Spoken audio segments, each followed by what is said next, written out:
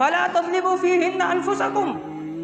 اور ان حرمت والے مہینوں میں اپنے جانوں پر ظلم نہ کرو۔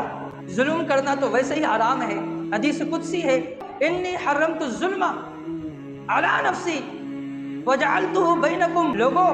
میں نے اس ظلم کو اپنے اوپر حرام کر دیا ہے، تمہارے اوپر بھی ظلم کرنے کو حرام کر دیا ہے۔ اور پھر ظلم اس کے کئی اقسام ہیں۔ شرک یہ ظلم ہے، ان الشرک لظلم عظیم، شرک نہ کرنا شرک بہت ہی بڑا ظلم ہے، یہ ظلم عظیم ہے۔ نبی علیہ الصلوۃ والسلام نے فرمایا قتل الغنی ظلم، اس غنی کا جو ہے ٹال مٹول کرنا، قرض خواہ کو اس کا قرض ادا نہ کرنا، فرمایا ظلم، یہ انتہائی ظلم ہے۔ لوگ قرض دیتے ہوئے ڈر رہے ہوتے ہیں کیونکہ لوگوں نے دیکھا ہے کہ یار ہم دیتے ہیں پھر ہمیں قرض دیا نہیں جاتا، اور آج ہمارے معاشرے کا یہ اصول بن چکا ہے کہ کوئی قرض لیتے ہوئے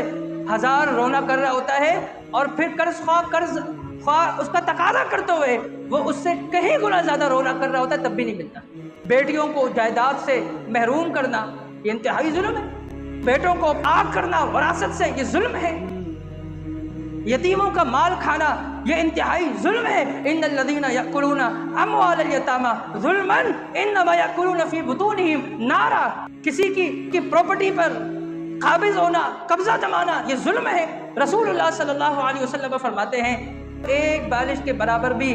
وہ کسی مسلمان بھائی کی زمین پر قبضہ جمائے گا، اللہ رب العالمین کا روز قیامت 7 زمینوں کو توق بنا کر اس کے گردن میں ڈال دے گا، یہ اس کی سزا ہے۔